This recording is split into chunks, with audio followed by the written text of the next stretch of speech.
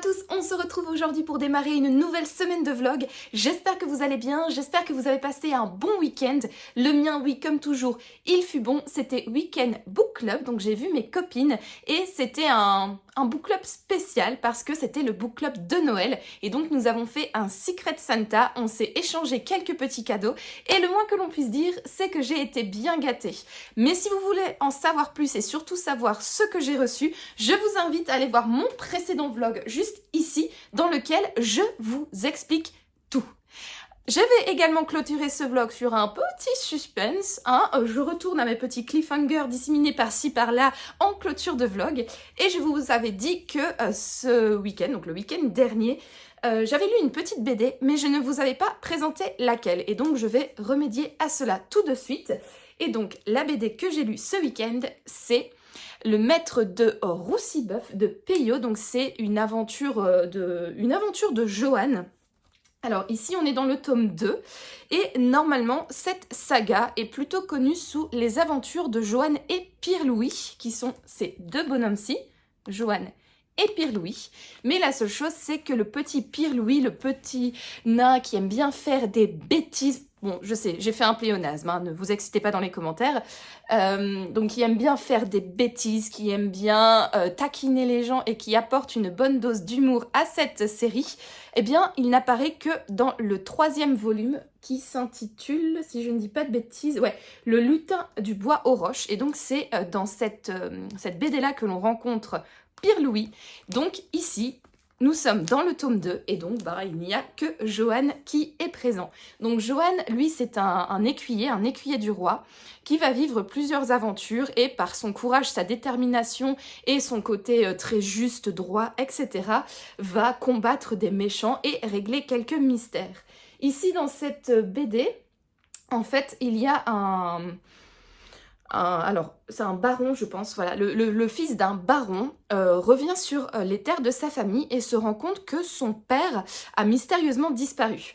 Et pendant la nuit qu'il passe à une auberge, le fils du baron subit une tentative d'assassinat. En tout cas, des voyous entrent dans l'auberge et essayent de l'assassiner. Bien évidemment, Joanne arrive à sa rescousse, fait fuir les malfrats et puis on se rend compte que pourquoi est-ce qu'on a voulu éventuellement capturer ou bien tuer le fils du baron, qu'est-il arrivé au papa? Et on va suivre en fait cette histoire.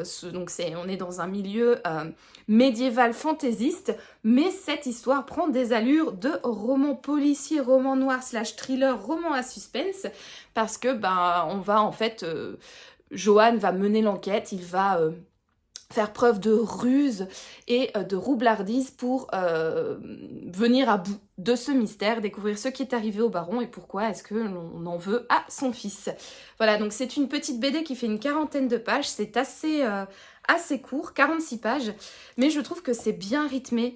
Il y a du suspense, l'identité du coupable, on la découvre seulement à la fin. Je trouve que le suspense est vraiment bien dosé, j'ai bien aimé aussi le découpage de la BD. Je sais que quand j'avais lu le premier tome l'année dernière, j'avais ressenti que cette BD était quand même relativement vieille, parce qu'il me semble que le premier tome de Joanne, des aventures de Joanne, c'était publié dans les années 50. Voilà, ici par exemple c'est 54 pour le tome 2, donc le tome 1 est encore plus vieux. Et j'avais senti que c'était une BD qui datait un petit peu.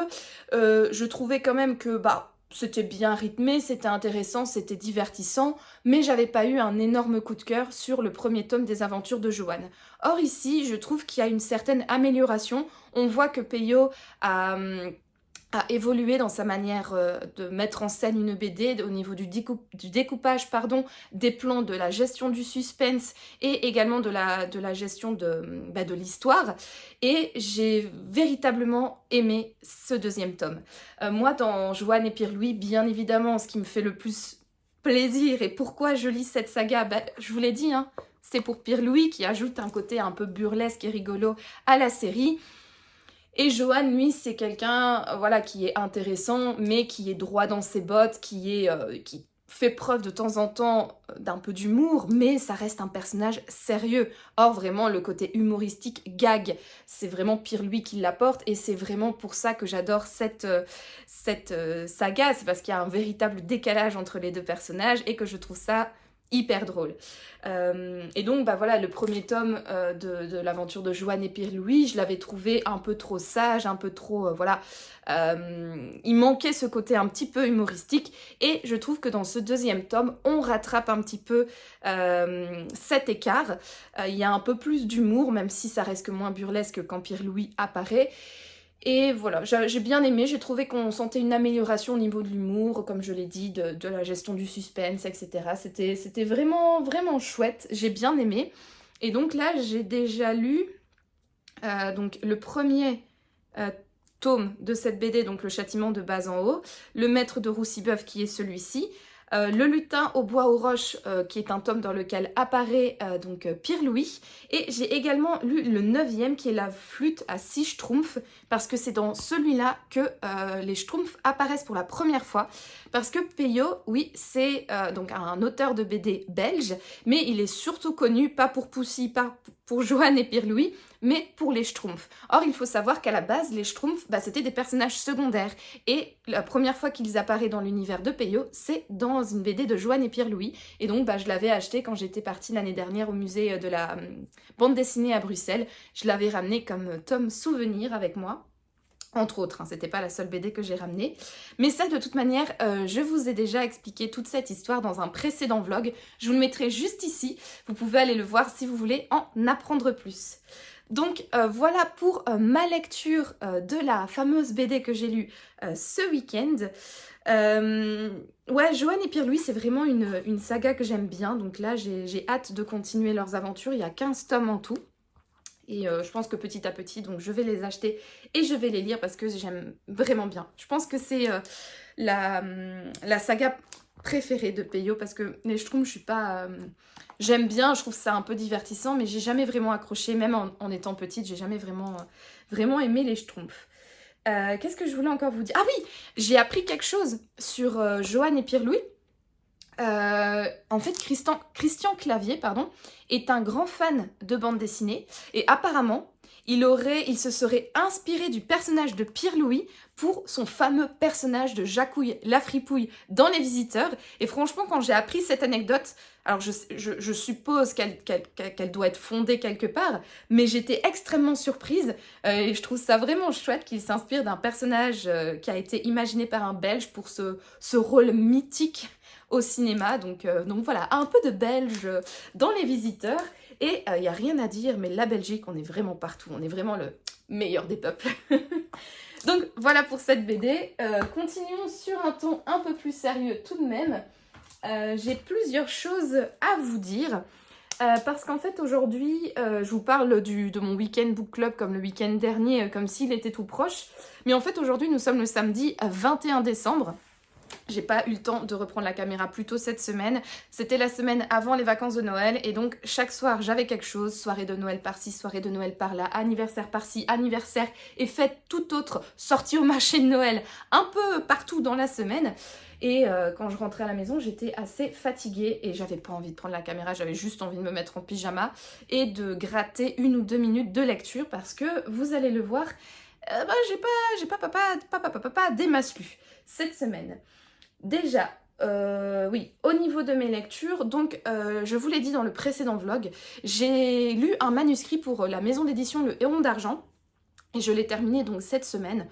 C'était une lecture sympa, 2-3 choses à modifier, mais bon, je ne peux pas vous en dire plus parce que bah, j'ai signé un contrat de confidentialité, mais c'était quand même une chouette lecture. Je n'en dis pas plus. Sinon, quand j'ai terminé le manuscrit, c'était jeudi, quand je vous le dis que j'avais pas eu beaucoup de temps pour lire. Je pensais terminer le manuscrit mardi ou mercredi, au final je l'ai terminé jeudi. Mais bon, voilà, c'est comme ça.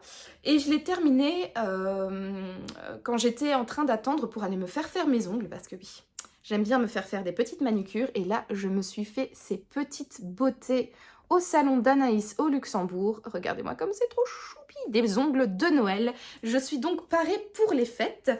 Et je m'étais trouvée donc dans l'institut de beauté. Et elle avait malheureusement du retard, on est en période des fêtes, hein, c'est normal, elle était blindée au niveau de son agenda, la pauvre. Et donc du coup, comme j'ai toujours un livre avec moi, ou en l'occurrence ma Kindle, j'ai commencé un nouveau livre sur celle-ci. Mais vous allez voir, un livre que j'ai rapidement mis de côté. Alors, j'ai commencé Shogun de James Clavels. Ouais, de James Clavels. De James Clavels, donc Shogun. Alors, si ce titre vous dit quelque chose, eh bien, vous avez peut-être vu la... Alors, je ne sais pas si elle est nouvelle, mais je sais que elle est sur Disney+. Il y a une série sur Disney+, qui s'intitule Shogun. Eh bien, c'est la série qui a été tirée de ce livre-là. On l'a commencé avec mon mari quand on est rentré du Japon, parce qu'on était véritablement en pleine nostalgie de notre voyage, on avait véritablement envie de se replonger dans la culture japonaise, et donc on a décidé de commencer cette série, et on a eu un énorme coup de cœur dès le premier épisode. C'est vraiment bien tourné, c'est bien mis en scène. Ce qui est vraiment chouette, il y a vraiment un côté très immersif dans cette série, c'est parce que les personnages japonais sont... En fait, la série n'est pas doublée. Enfin, pas doublée. On va dire que tous les personnages espagnols, anglais, portugais sont doublés en français, mais en revanche, les personnages japonais, leur langue est toujours... Enfin, c'est le japonais. Ils parlent le japonais, ça n'a pas été traduit, ça n'a pas été doublé, et on peut seulement suivre cela grâce aux sous-titres. Et du coup, ça donne un côté beaucoup plus immersif. Nous, ça nous rappelle véritablement le Japon, ça nous immerge dans nos souvenirs de voyage.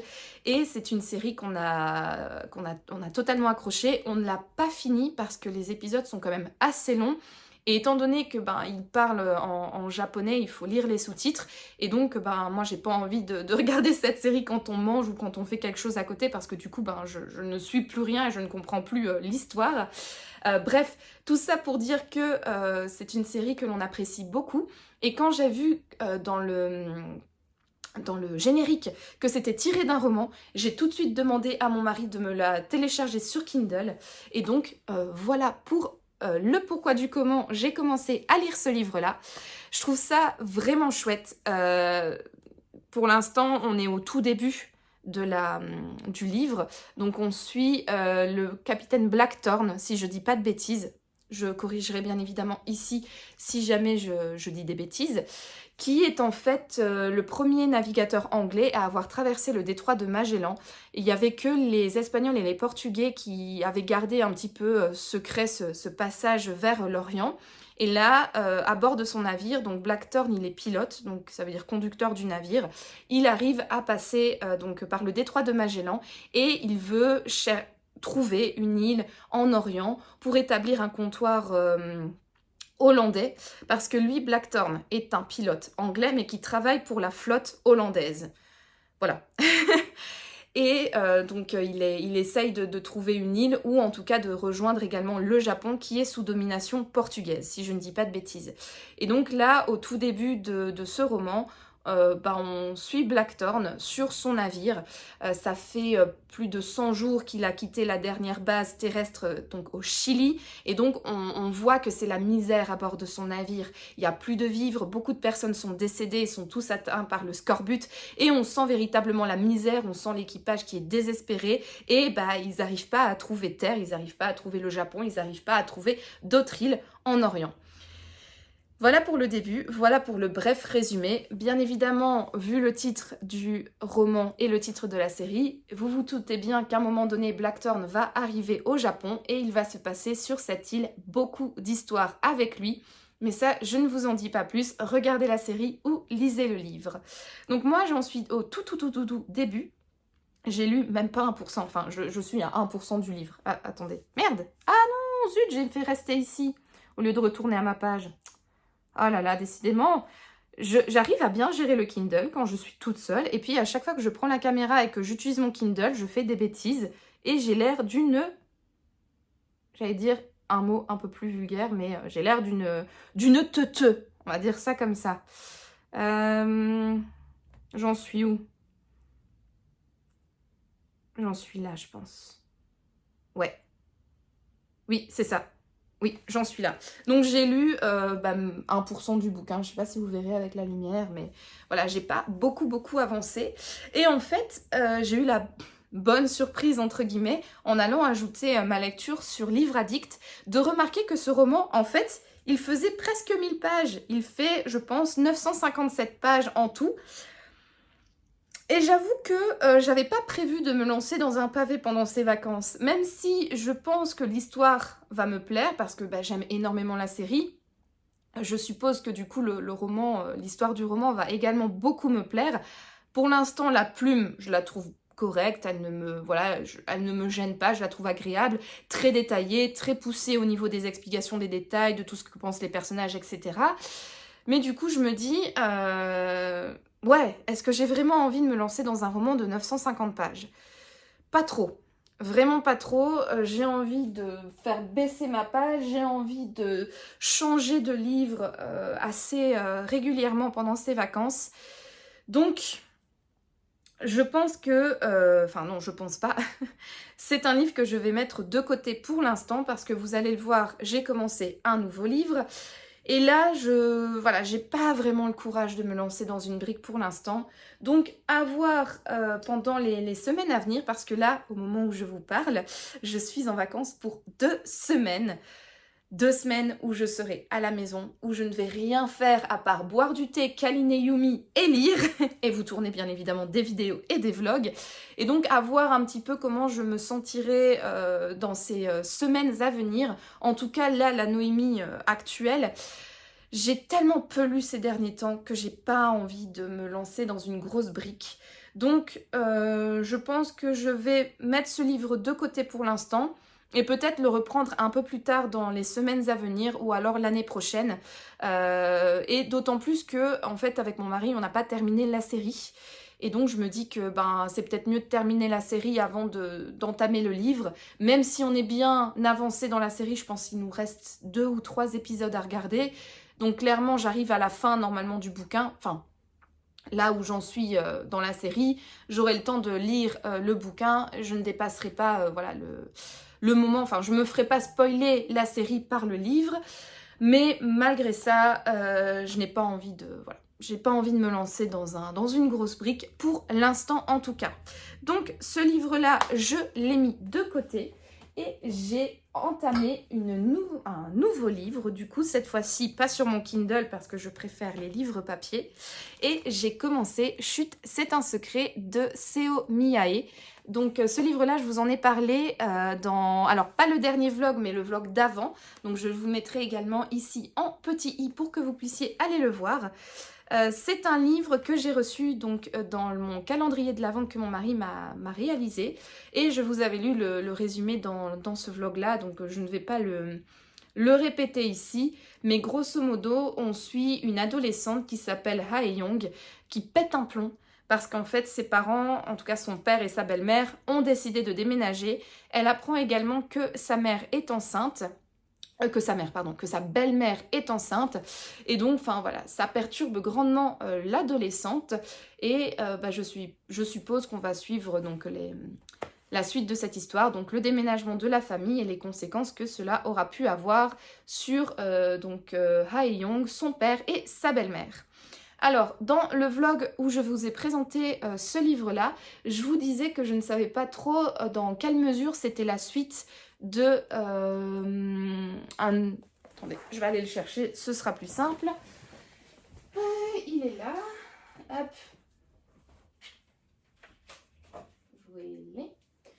Voilà, je vous avais expliqué dans le vlog que je vous ai mis en petit i que Chut, c'est un secret, c'était le 2e tome, ou en tout cas la suite de Bonne nuit maman, mais que je ne savais pas trop dans quelle mesure c'était la suite. Eh bien, tout simplement parce que j'avais oublié que Hae-young, c'était la petite fille que l'on suivait dans ce premier roman. En fait, enfin que l'on suivait. On suit dans ce premier roman la belle-mère de Hae-young qui s'appelle Seon Gye-hong.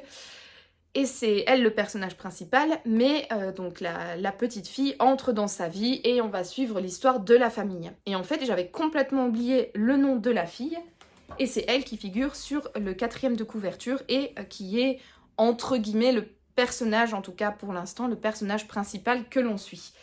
Donc voilà, au final, c'est véritablement le tome 2 et la suite de celui-là. Je ne crois pas que les événements qui sont survenus dans celui-là vont continuer. Bien évidemment, la famille a un passé, il n'oublie pas les événements qui se sont déroulés dans le premier tome, hein, mais je pense que c'est 2 tomes quand même complètement à part.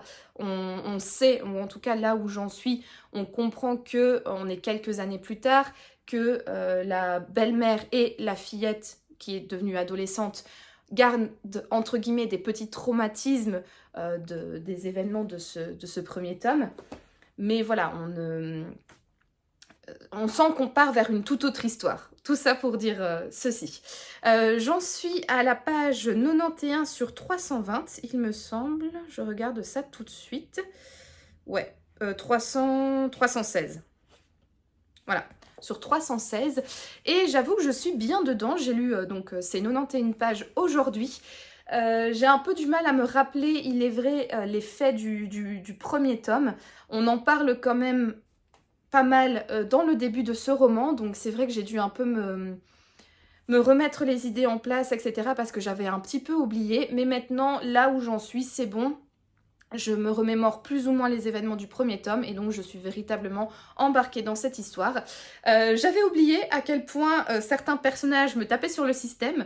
Je me souvenais que le papa m'énervait, mais j'avais oublié en fait que la belle-mère, eh ben, elle m'énervait tout autant également.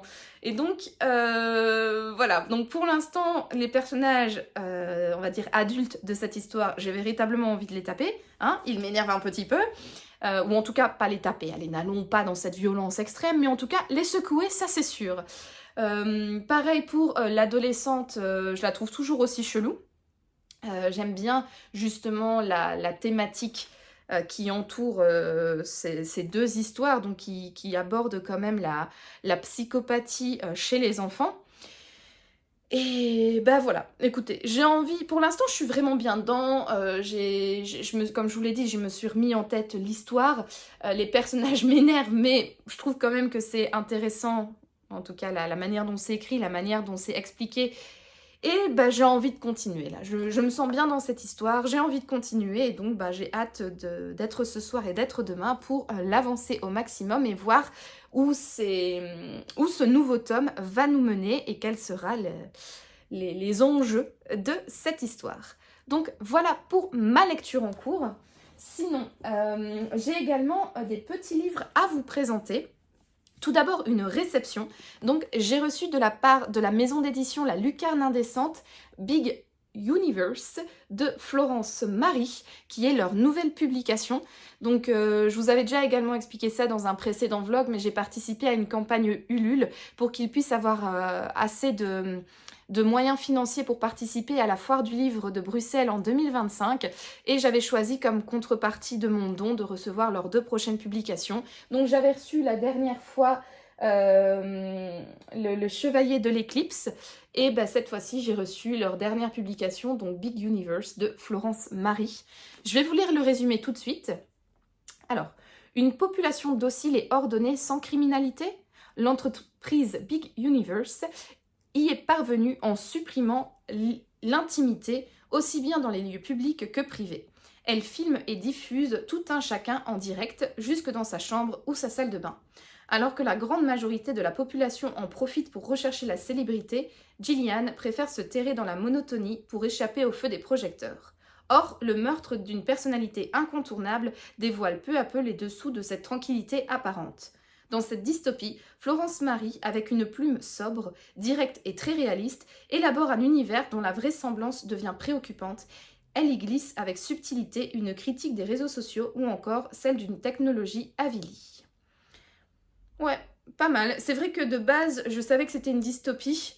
Et je m'étais dit, bon, je sais pas trop si ça sera pour moi, mais bon, sait-on jamais, hein, parfois on peut sortir de sa zone de confort et d'avoir des bonnes surprises.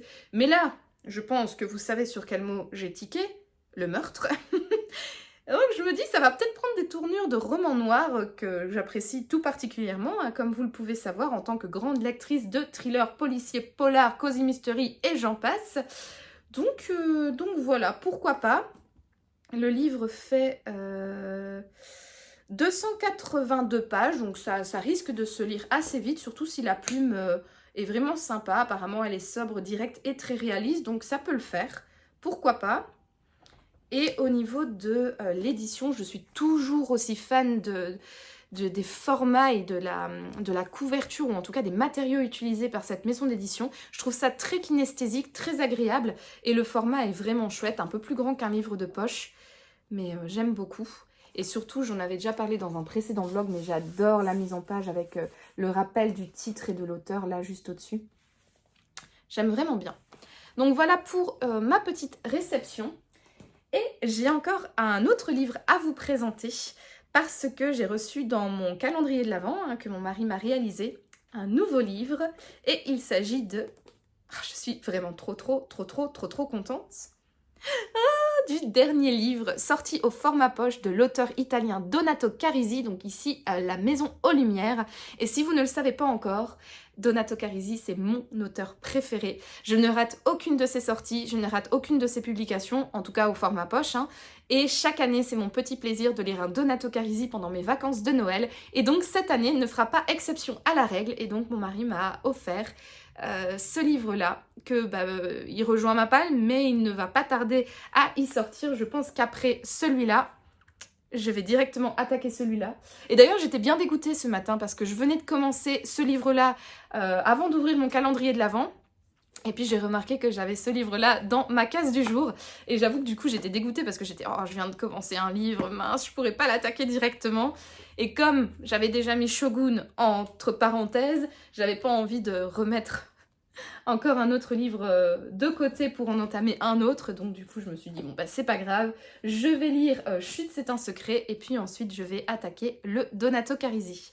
Alors je ne vais pas vous lire le résumé, parce qu'en fait on est dans le 3e tome d'une saga qui est composée... Mince, j'aurais peut-être dû regarder, mais je vais vous dire ça tout de suite.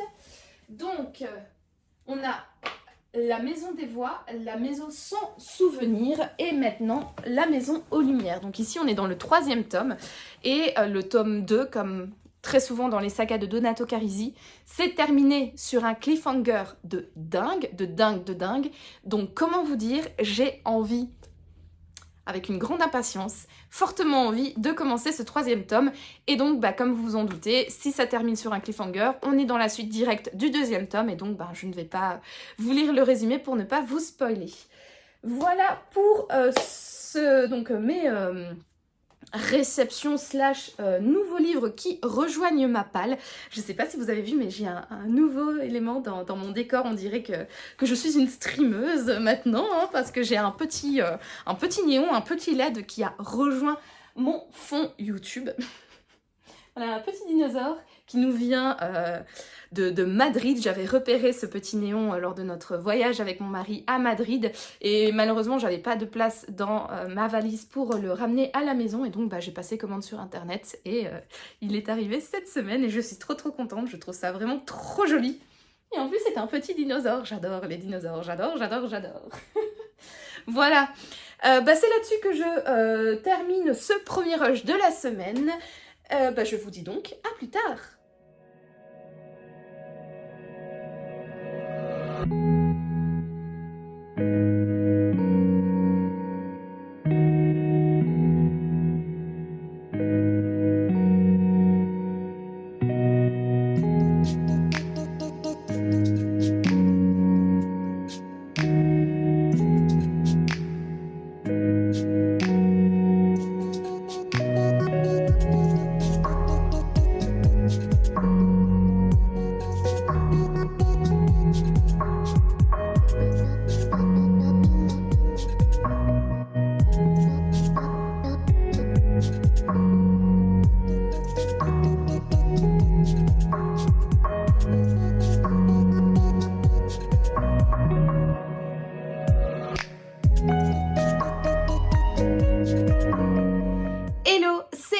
parler de ma plus belle tenue de congé que je viens conclure ce 37e vlog. Alors, je suis dans un petit outfit particulier, il est vrai, hein, n'est-ce pas? Ça vient d'Espagne, je l'avais repéré lors de mon séjour à Madrid, et c'était un espèce de sweat plaid doublé en pilou fourrure. Franchement, attendez, regardez, avec une petite licorne, c'est rose, il y a des nuages, ah, c'est trop beau. Je suis vraiment trop fan, c'est le genre de tenue hyper confortable, hyper douillette et hyper chaude que je suis trop contente d'avoir avec moi pour mon congé. Ainsi, je tape mes meilleures séances lecture quand je suis sur mon canapé ou dans mon fauteuil de lecture ou peu importe. C'est parfait. Et donc je me suis dit que c'était dans cette tenue digne d'un concours de beauté, digne d'un défilé de mode et digne de n'importe quelle couverture de magazine tel Vogue, et je n'ai pas d'autre exemple, que j'allais vous filmer ce dernier rush de la semaine. Alors la dernière fois que je vous avais pris, j'étais en pleine lecture de Chut, c'est un secret de Seomi Ae et je l'ai terminé hier soir. Alors, c'est pas fifou, hein. Je dois bien vous avouer, autant être honnête tout de suite. En fait, j'avais adoré le tome 1, donc je vous l'ai présenté dans le précédent rush, c'est Bonne nuit maman. J'avais trouvé que c'était un livre hyper intéressant d'un point de vue thématique, mais également au niveau de suspense, c'était extrêmement bien géré, c'était prenant, c'était haletant, ça allait très lentement, en fait, ça démarrait lentement, et puis au fur et à mesure on avançait dans le roman, au plus le roman était épatant et au plus il y avait des choses qui arrivaient dans notre dans le récit, dans l'intrigue. Il y avait pas mal d'enjeux, il y avait pas mal de choses jusqu'au final qui étaient complètement éclatants. Et en fait ici je pensais qu'on allait avoir à peu près la même construction narrative, c'est-à-dire démarrer assez lentement pour ensuite aller crescendo jusqu'à la fin. Sauf que pas du tout. Ici, on est dans un tome 2. Apparemment, ce sera une trilogie. Donc, Bonne nuit maman, Chut, c'est un secret. Et le troisième tome, je n'ai pas trouvé le titre sur Internet. Donc, je pense qu'il n'a pas encore été écrit par l'autrice. Et en fait, là, on est clairement dans un tome 2, quoi. Donc, qui dit tome 2, dit tome de transition.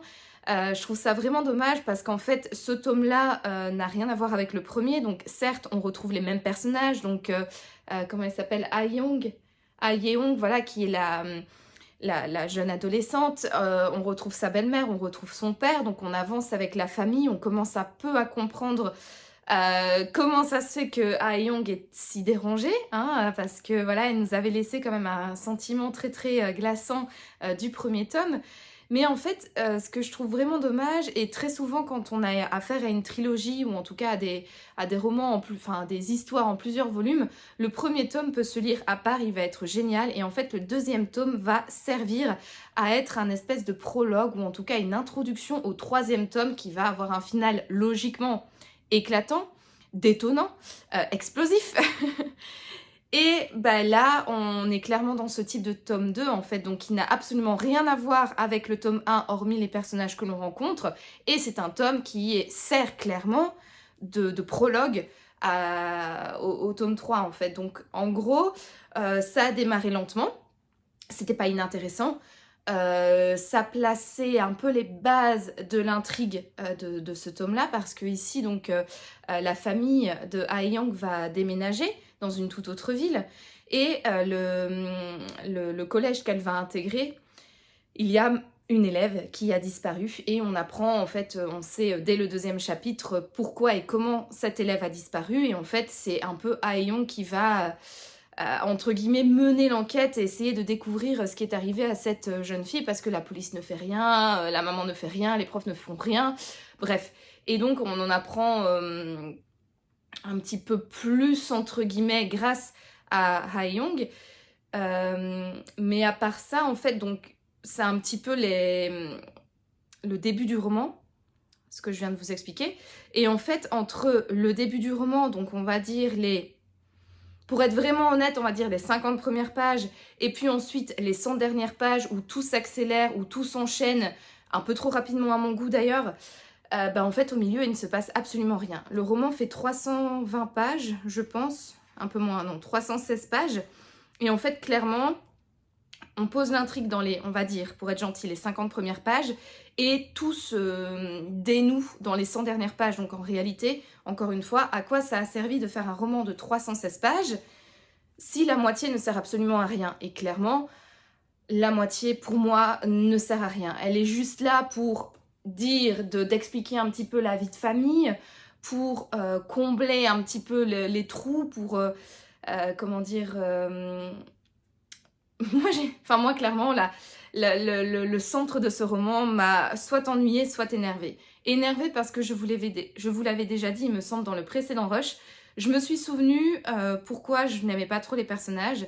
Je trouve que la belle-mère de Ha-young, elle se laisse trop faire. C'est vraiment une femme qui se laisse trop marcher sur les pieds. Tout le monde prend les décisions à sa place et elle ne dit rien. Alors, on est un petit peu dans sa tête et on sent qu'elle a envie de dire des choses, qu'elle a envie de contredire, qu'elle a envie de donner son avis. Mais en fait, au final, elle passe jamais à l'acte. Et ça, c'est clairement énervant, d'autant plus que son mari, c'est un... Je vais pas dire de gros mots, mais c'est un, je le pense très très fort, un CO2NARD. J'espère que je n'ai pas fait de faute en éplan. Infini. Franchement, moi j'ai envie de lui donner des baffes. Il est insupportable. Déjà dans le premier tome, il était insupportable, mais heureusement il n'était pas trop présent. Là, dans ce deuxième tome, il est un tout petit peu plus présent. Pas pour mon plus grand plaisir, hein, clairement. Et en fait, le milieu de cette histoire, enfin, c'est entre guillemets pour faire comprendre au lecteur que le papa n'est pas aussi parfait qu'il le prétend, qu'il a des secrets, qu'il a des problèmes, qu'il est beaucoup plus violent et peut-être à problème que ce que l'on croit depuis le début. Sauf qu'en fait, désolé, mais c'est un petit peu cousu de fil blanc. Franchement, quand on voit la personnalité du type, on se doute bien qu'il y a anguille sous roche.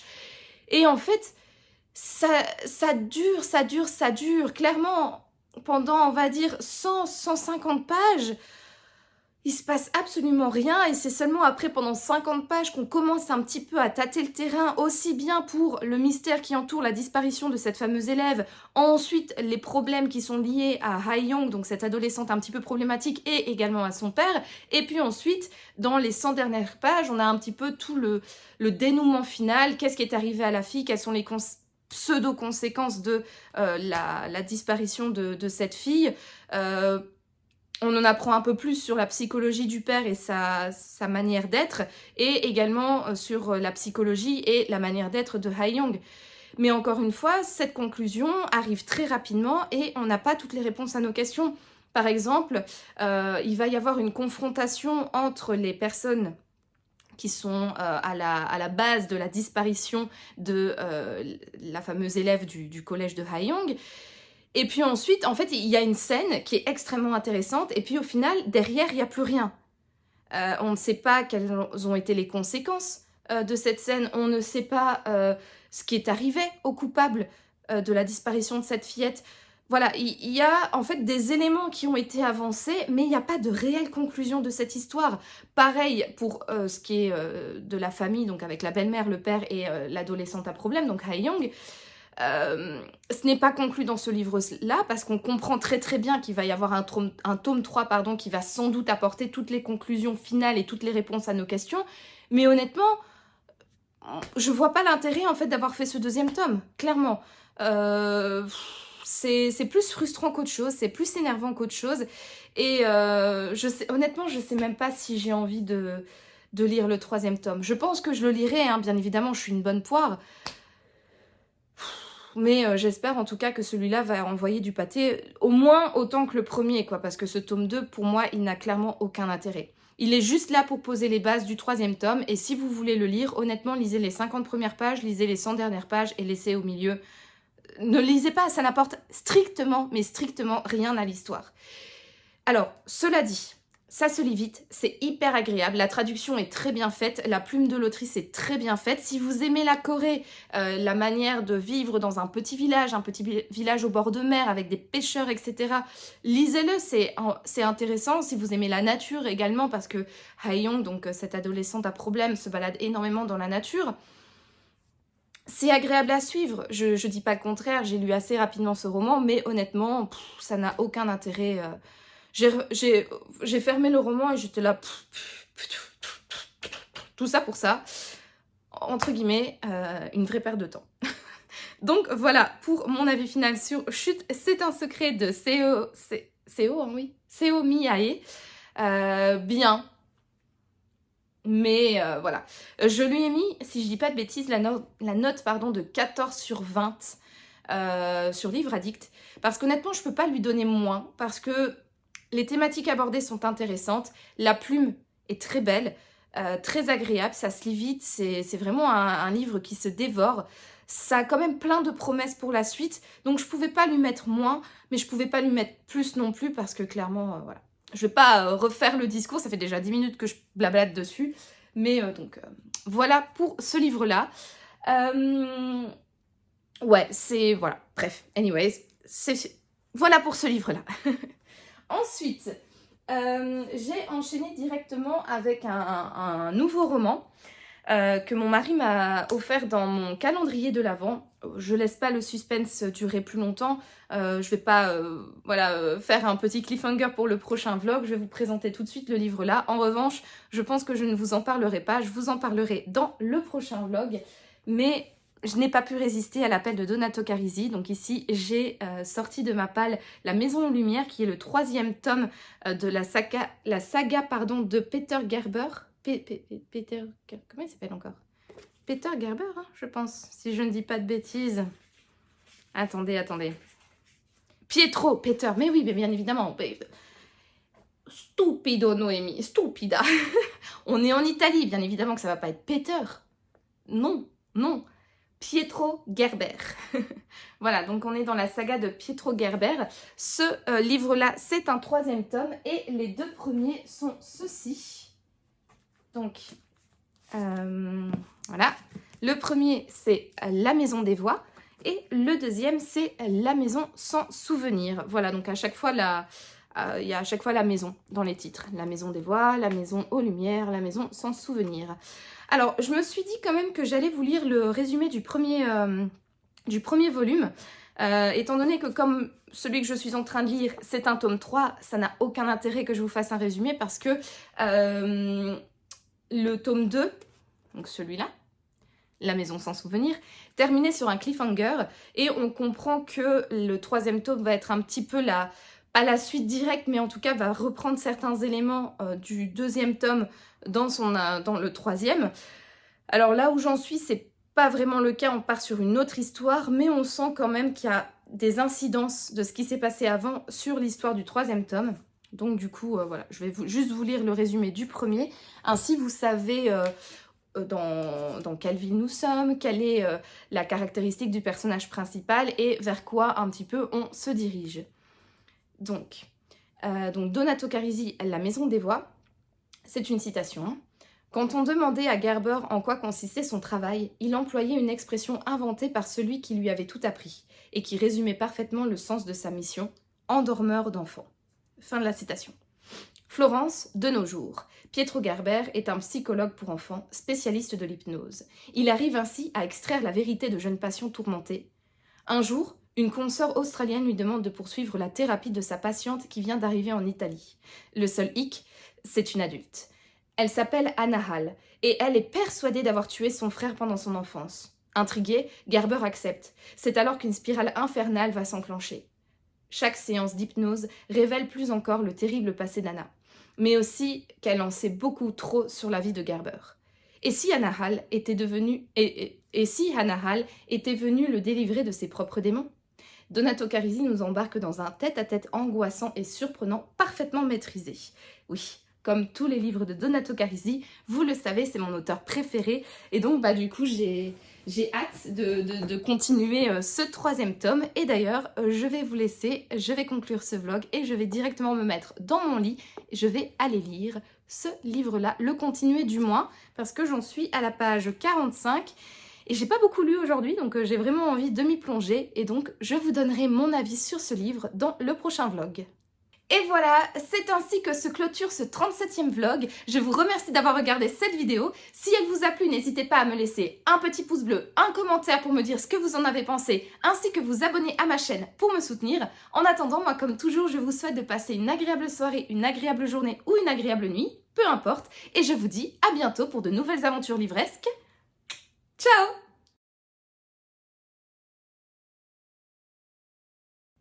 Oh, oh là là, y a quoi de devenir aveugle ici. J'ai quand même un petit peu l'air d'un gangster comme ça. Ouais. Mais un gangster sympathique. Rose. Ouais, ça va quand même. Allez. Ça va mon cœur. T'es beau.